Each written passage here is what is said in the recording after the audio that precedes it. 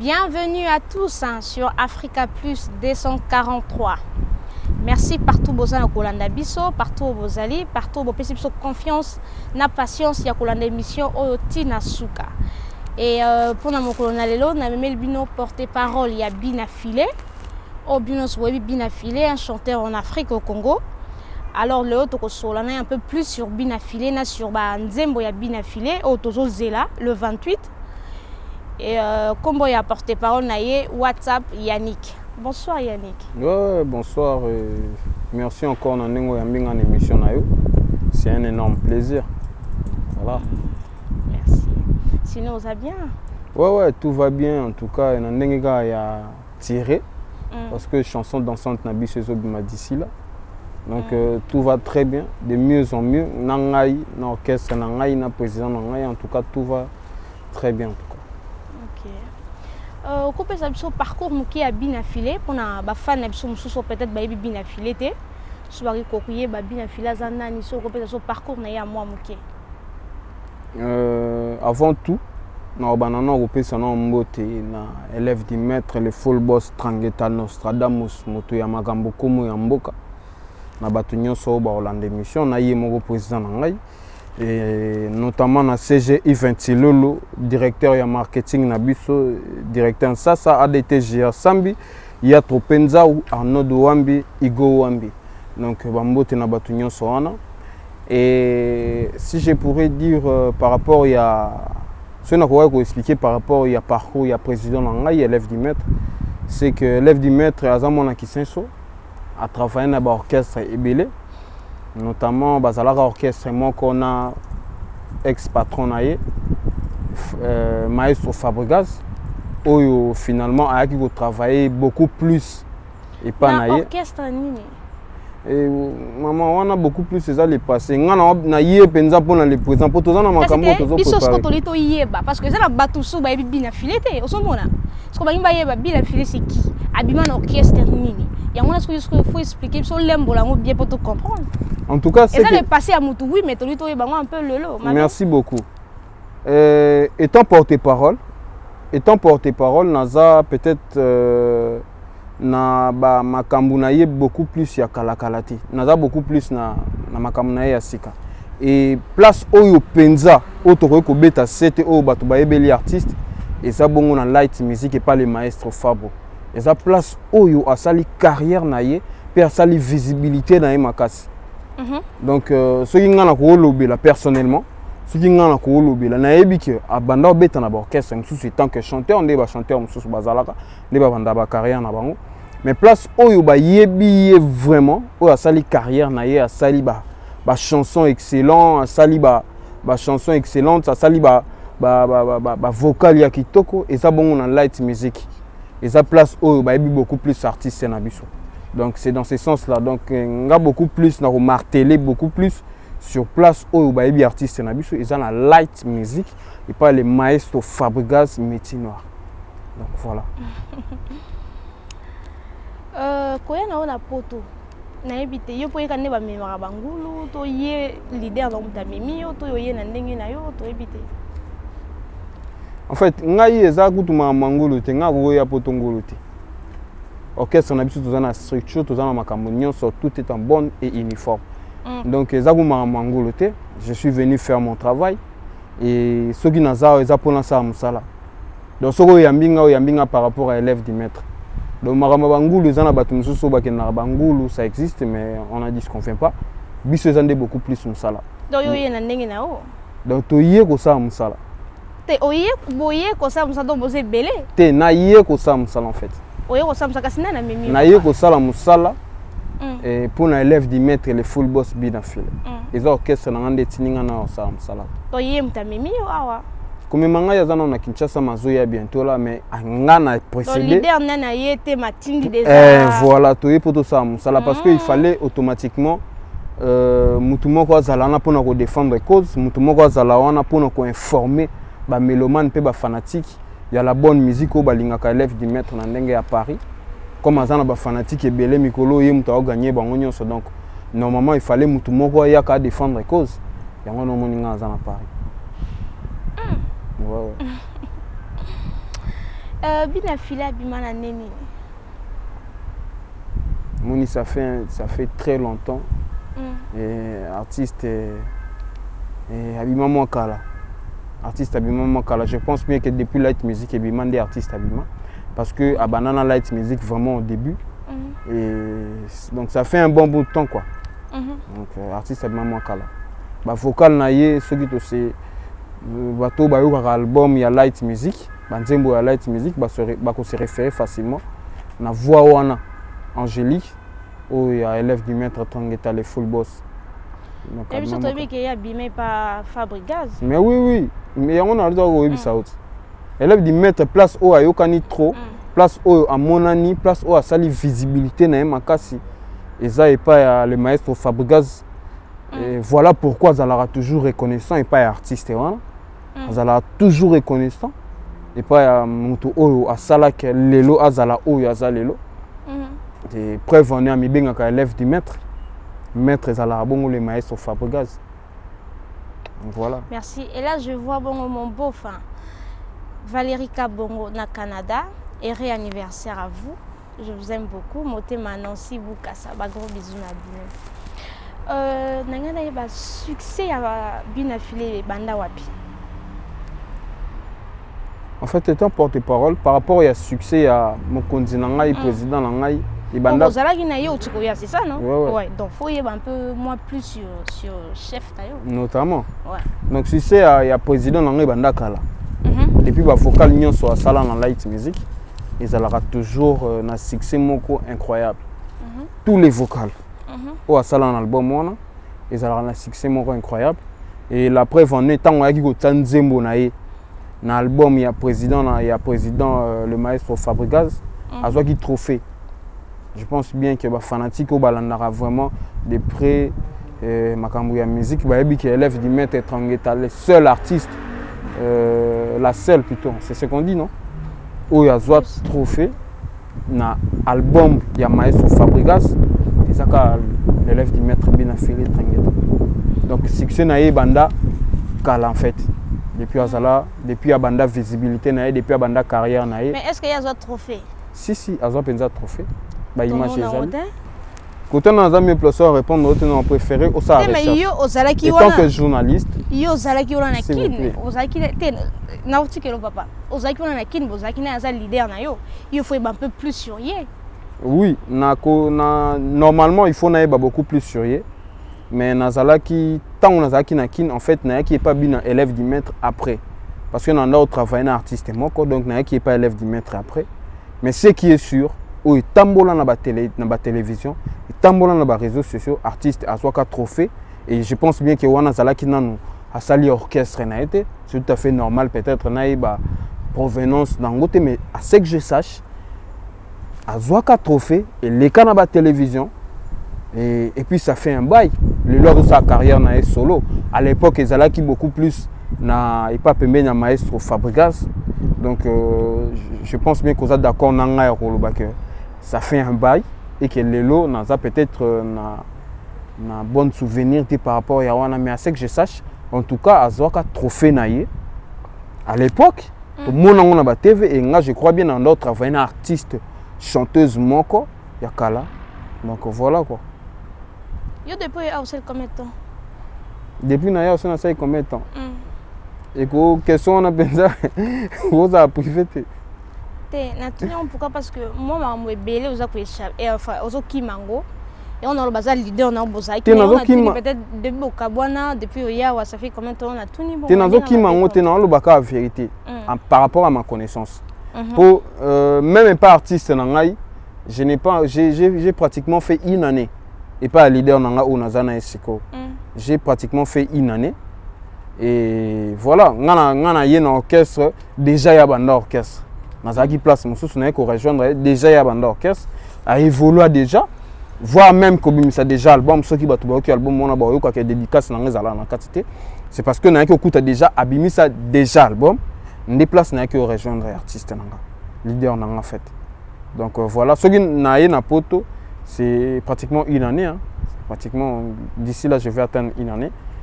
Et par rapport à Ndenge Naaki Moussala, donc voilà. Ok. Pourquoi il a décidé, en fait, en 2019, tout le monde a décidé à Longa Villanova, à Sala Mokilina, et voilà. Par rapport à ça, ils ont la rappel personnel. Si j'ai na kokoloba na ndenge mo boy c'est quelque raison na ezaki nini je dirais pour y aller à Villanova à ça dans carrière solo pardon yangwana na tu go bisao quelque part c'est personnel azaki artiste abandai ko travailler na kati ya light music et puis c'est un artiste qui chantait bien azaki na avenir ya malamu et loko en fait et ça là qui alongwa kuna. Moi, je pense que c'est le temps. Tant de salaki qui a longwa, place à Zalaki, les lois à sa carrière dans solo nae. Et puis chaque chose a son temps. Les lois aux autres travaillent, ah ça parce que tant n'en koki. La chaîne ça parce que tant n'en koki. Elle est passée now. Tu vois. Moi, je pense que c'est beaucoup plus le temps. Asa artiste et artiste mon côté, artiste et musicien mon côté. À travailler dans l'orchestre nae. Finalement, ils ont raté. Je pense que c'est le temps qui a permis à ce que l'artiste Lelo a sa carrière solo naie et puis par rapport à projet personnel ou à Zala qui n'a pas batté. Donc bisote ko rejoindre plutôt na pensée et idée naie ou à Zala qui n'a pour permettre que tout tambour ensemble naie. C'est dans ce sens là. Mais pourquoi tu les loyers à plus qu'au garder attachement à Fabregas, enfin, à l'ingénieur ça le rend étudier mon amalam, à garder bonne relation, naïe et tout.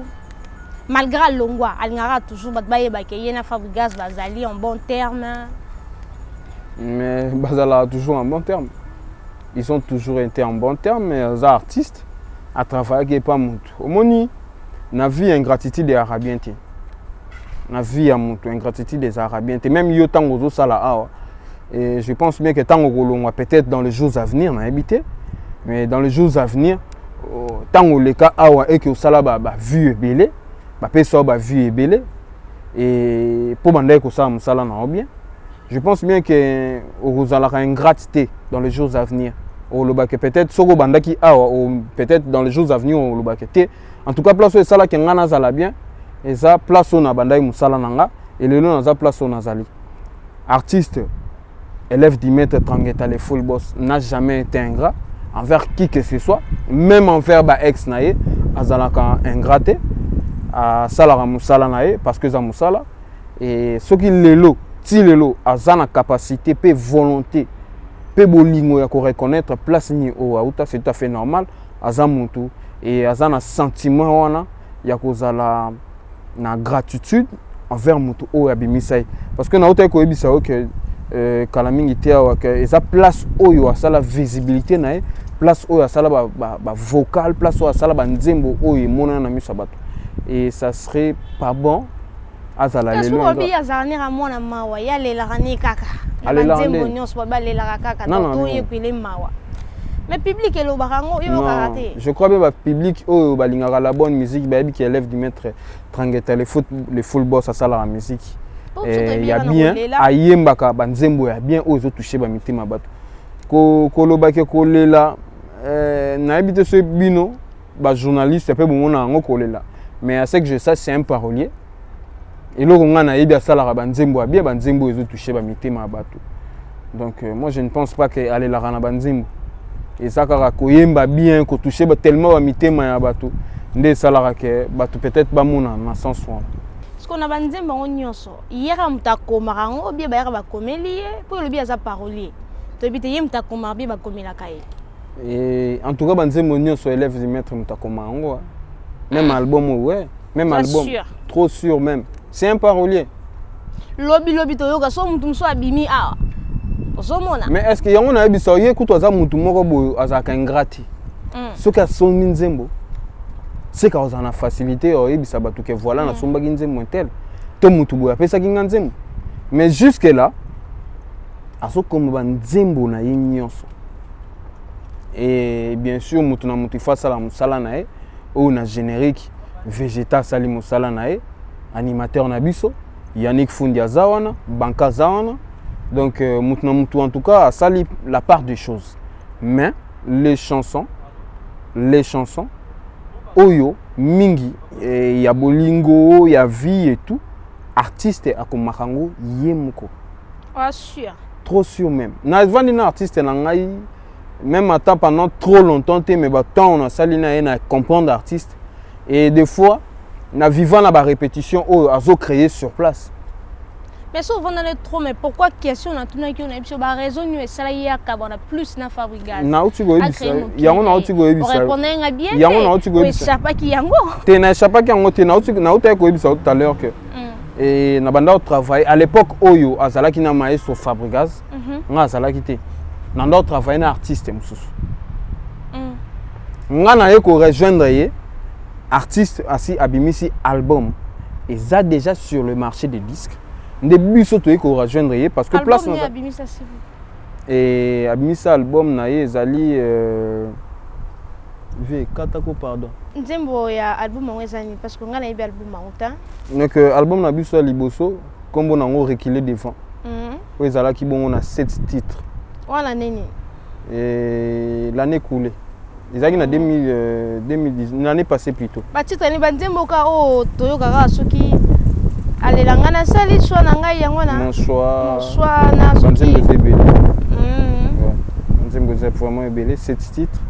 Et Lelo a s'est décidé parce qu'il fallait quand même évoluer. Et album il y a 7 titres. Et parce que titre album on recule ce qui devant yango na papa. On recule devant il faut le bango bien reculer devant. Reculer devant. Est-ce qu'on va reculer devant pardon? Ba reculer devant te momoni et tant au beti solo ya reculer devant. Mutunyo soit poussé attention. Moi je pense que c'était une façon et il y a artiste il y a pour faire valoir musala ou ya osala. Ba reculer devant te bien sûr. Ba reculer devant te parce que ce que vous reculer c'est que vous ont massimo. Et mais étant on tire reculer devant ils ont une façon ko pousser ba fanatique naie va pousser beaucoup plus de tension. Artiste à lobby reculer devant pourquoi? Pour nani combo et album reculer devant. C'est en fait ça. Et je pense bien que l'album est marchaki où il s'allie Lelo on soit poussé en tension et album est marcha album est simba. C'est dans ce sens-là. Ils en ont un nenga mabete. Ils ont une stratégie. Na ebisio succès on a ka ngamo mutu na reconnaître en je pense que yopoza wana o yebi banzembo o etushayo. Et là je vois ma copine Déborah Temo, la capricieuse. De gros bisous à toi là où tu me suis. Et là je vois aussi maman présidente Linda Malengo, la maman de Nathan hein. De gros bisous et pourquoi pas à ma grande sœur Nadège Kafwa. Je t'aime beaucoup. Libanga na mwana oh nazoki libanga te yango nozwi. Motema lange mema nyonso ya malamu na mabu lelo ememi kilwe estoma nangeli ya nyonso misuni na ndunda lelo elie nango bolingo. Merci na Régine nengo tiko bono célébration nzembo yo. Et là je vois ma copine Déborah Temo, la capricieuse. De gros bisous à toi. Et là je vois aussi la maman présidente Linda Malengi. La maman de Nathan, moi c'est à kilo. Bazui wapi. Et là je vois aussi ma grande sœur Nadège Kanfo. De gros bisous. Je t'aime beaucoup hein. Papa. Ah ce que tu connais presque na suka programme na wezani. Mais merci en tout cas pour la question. Avant na fait sa programme na ngai. Toza na structure Mobimba o soutenaka élève du maître le full boss Trangueta na ndenge à Paris et tous en a président Papi Mangunza, tous en a manager Giscard Mundia, tous en a vice-président Lamine Monsakoli, tous en a Odile 5 étoiles, tous en a Kwanza Mouno chargé de communication na biso, tous en a Lapine le roi de Bateke les sages et batu nyonso wana et ça batu o basimbaka la grande famille de Binafilé, Oyo Bazana manifestation le 5 juillet, il y a football, et puis Baza sous la manifestation le 28, juste jour il y a sorti, il y a générique Nabiso chanson dansante Nabiso tiré. Donc na remercier bango pour na soutien na bango ndenge ba soutien na orchestre na biso ndenge ba sala ba effort pour orchestre na biso évoluer. En tout cas na pesi bango merci à trop le président Papi Mangunza jusqu'à Mundia le manager. En tout cas batu nyonso wana équipe wana nyonso complète ba sala effort pour être mouvement na biso ekende liboso na ndenge ya Paris. Ba mankaka et l'autre côté baza toujours na biso. Donc namoni lisusu Marius Mangunza chef d'entreprise, Patrick Mafolo conseiller juridique, Papa na Ferrari na Gabriel et Ferreira plutôt na Gabriel et namoni Amina Mosette Bois Noir, namoni Nanou Diamant Noir, Judith Diaz la conseillère privée, Chanel la femme du roi et puis namoni lisusu bongo Titi Chamala motema ya chacha munanga papa na Enzo et maman na Enzo plutôt namoni Dodo Mampuya, Olivier Mutamba et en tout cas namoni équipe mobimba oyo et basutenaka biso a on a kati ya Paris Olivier Mutambai namoni Bijou Bendera namoni Alain Manara et en tout cas batunyo so basutenaka biso de près ou de loin Chikontieke papa na Chilo na Liliana Rit Mindeke et namoni lisusu bongo Patrick Kabangu namoni Christian Ngambidingu l'international a on a kati ya Paris. Donc batunyo so basutenaka biso de près ou de loin. En tout cas na pesi bango ba merci. Donc ba programme na biso eza vraiment très costaud ndé na banda ko bisayo.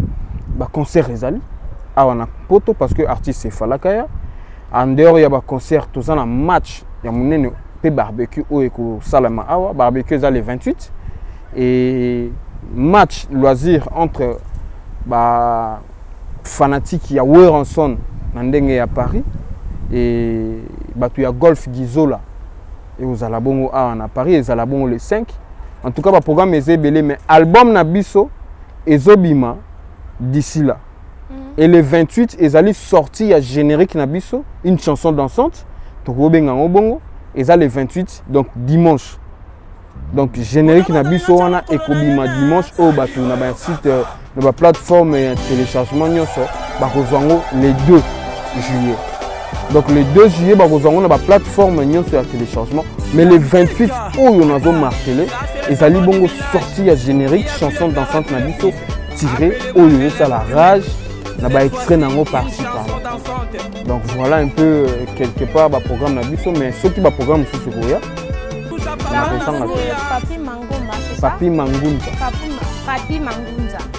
Non, on a des vidéos, on a extrait les canaux YouTube et tout. Je sais pas, Boyembeli Nzembo. Ouais, Azana Nzembo, moi comme Bandananga Simbi touche. Parce qu'il y a Zali président, en tout cas Simbi Makambuna Ndenge à Paris.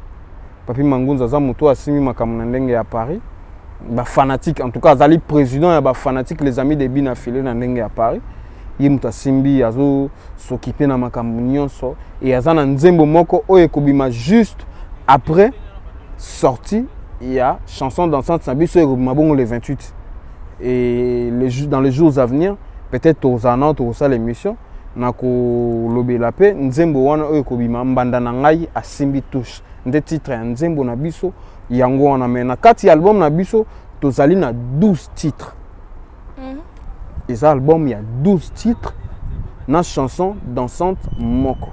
Tosengi na régie a balancé les biso mbandalanga Simbi touche ou ezotambola ya Papi Mangunza sur YouTube. Et là je vous dis déjà au revoir. Merci, c'est un grand plaisir de te recevoir aujourd'hui sur notre plateau. Mbandalanga Simbi touche.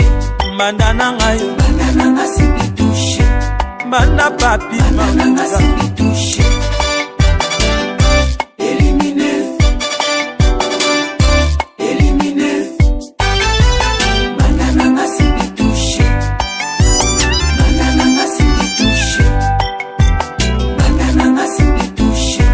Papi esi na boya ni na mbandano motema nanga ezongi na wepa na yo mama tato bakitanga polikaka yo Mangunza kanga ndako nokite moyibi akota papi nanga kanga ndako bien nokite virise kota Mbanda nanga Simbi touche banda nanga yo banda nanga simbi touché banda nanga yo banda nanga simbi touché éliminé banda nanga simbi touché banda nanga simbi touché banda apesaki bambongo apesaki mituka apesaki bilamba apesaki lopango asombaki elongi kasi motema te motema nanga ezalaka epa na yo papa banakanga ndako nokita moyibi akota bebe nanga kanga ndako bien naboyi banda siama na poste na ngai banda nanga simbi touché Boni papa. Ouais, qui m'ezali nangolo maman. Comment se présenter? On a bateau baie bioté, bateau koye bao lelo.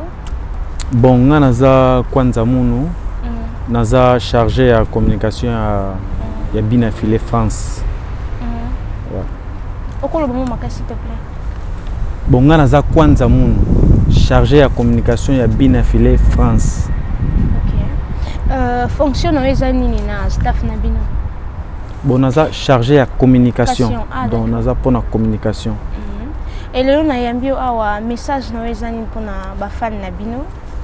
Oui. Pour na ba fan na biso, pour na batunyo so balingi bonne musique de la rumba congolia.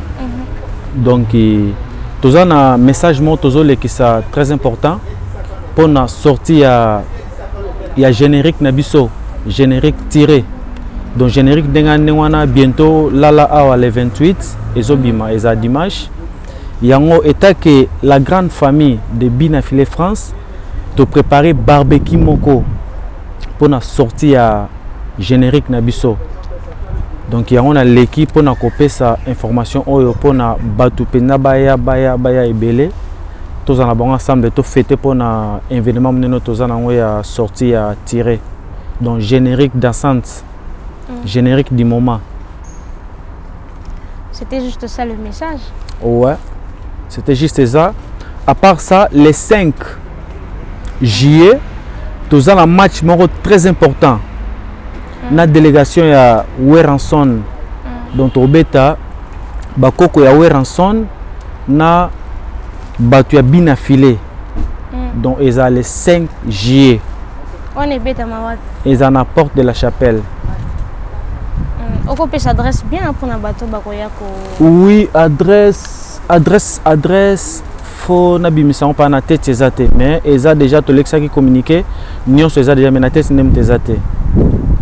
Ah OK, merci ba remerciement na yo. Sur le ko remercier. Oui, ba remerciement na ngai ke ya libose pa ya élève du maître Emoko, leader na biso. Na PC ba salam ebele na bika Holanda émission oyo. Na tous les staff techniques Oizanakin, Yves Siloulou, directeur marketing aussi d'Ertin Sassa, Ya Tropenzaou, Arnaud Wambi, na tous les staffs, en plus na tous les musiciens, au bas ensemble na élèves du maître, au bas sala que makamna biso no sait que liboso quoi. Do bana mai tous les man mona tanga ba comme na minoto ezate mais Basalam ebele, ba courage ebele, donc c'est bon quoi. Merci. Merci à vous, partout où vous nous suivez sur Africa Plus 243. Merci pour votre confiance, pour votre fidélité. Merci na patience na bino bo pesi biso ya kolanda émission et bandetina suka. Merci na ningi bino mingi. Alors on se revoit à la prochaine. Et surtout je vous invite, n'oubliez pas à venir na Fongolisi terrain na Saint-Denis, porte de pas. C'est vers 55 rue Torpedo, à Saint-Denis, Carrefour Playel. Je vous invite tous, vous allez voir le numéro qui sera tout au bas de vos écrans. Et vous allez contacter ces numéros. Je vous invite tous à venir déguster nos plats chez Naomi Boukassa. Merci à vous et bonne soirée chez vous. Bisous, bisous.